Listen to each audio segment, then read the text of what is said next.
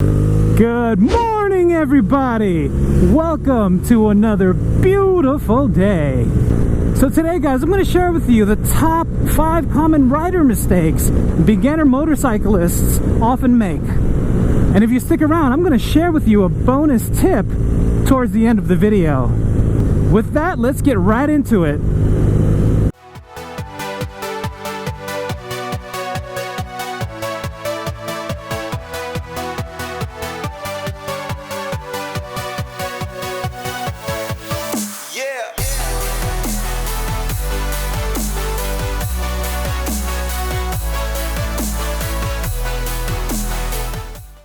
And just so you know, I've made all of these mistakes myself. This is intended for the beginner rider.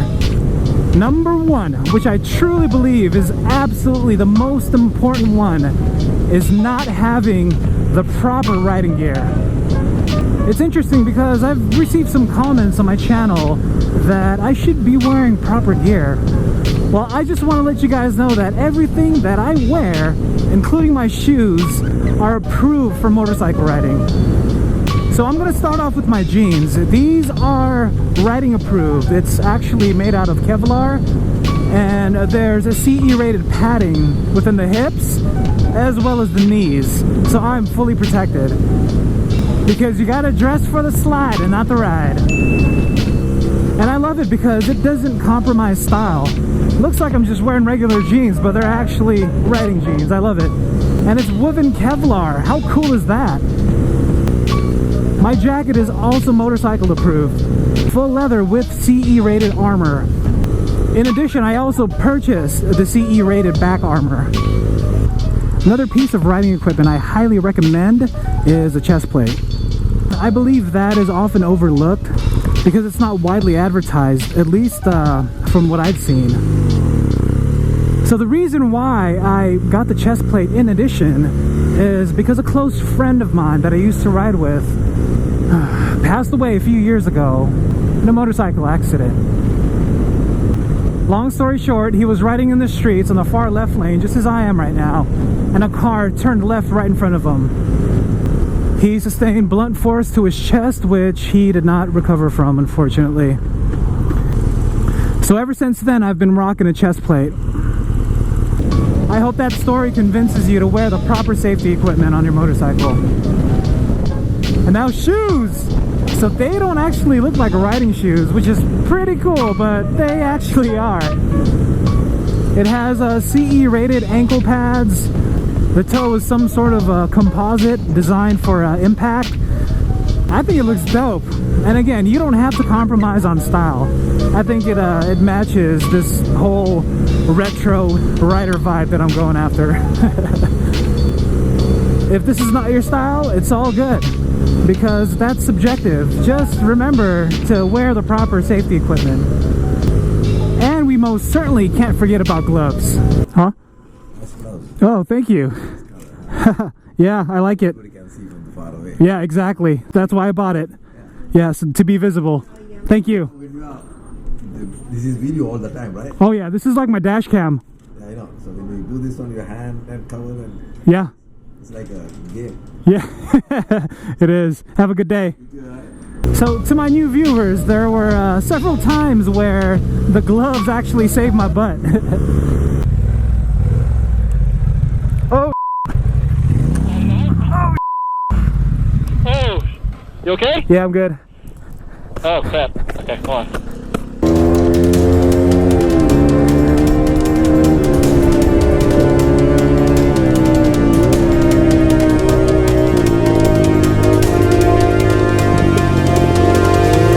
It was at this moment that he knew. He f***ed up.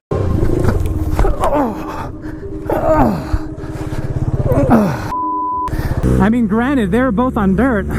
I came out without a scratch.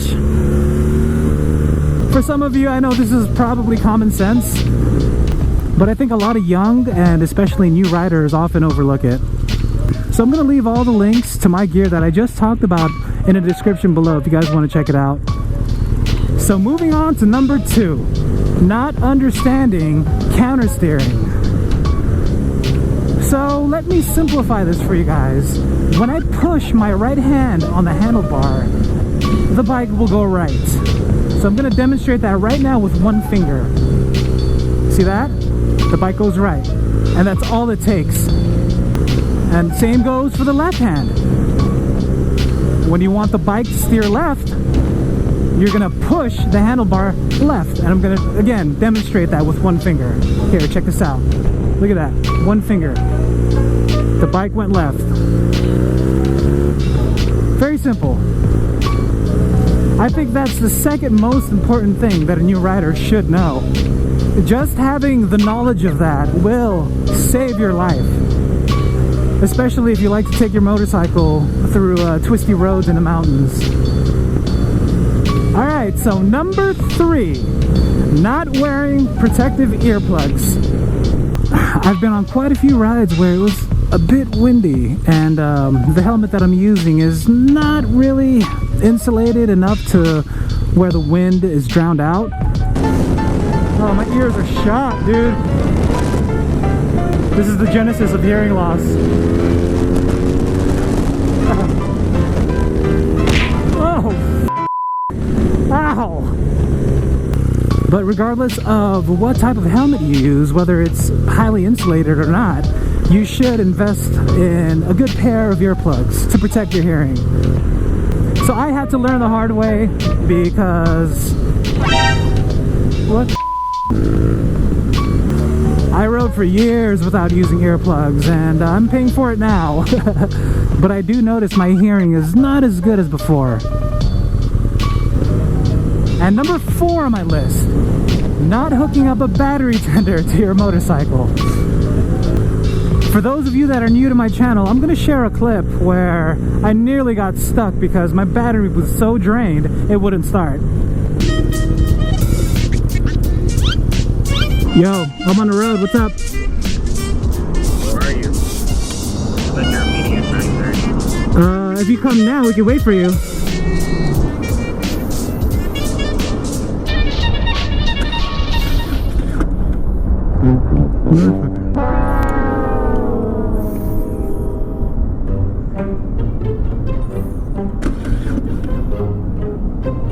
What is going on with this thing?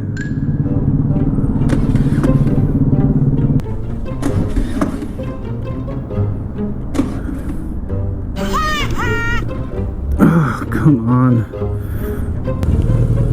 Alright guys, well, my bike started, thankfully, and I just ended up making everybody meet me here.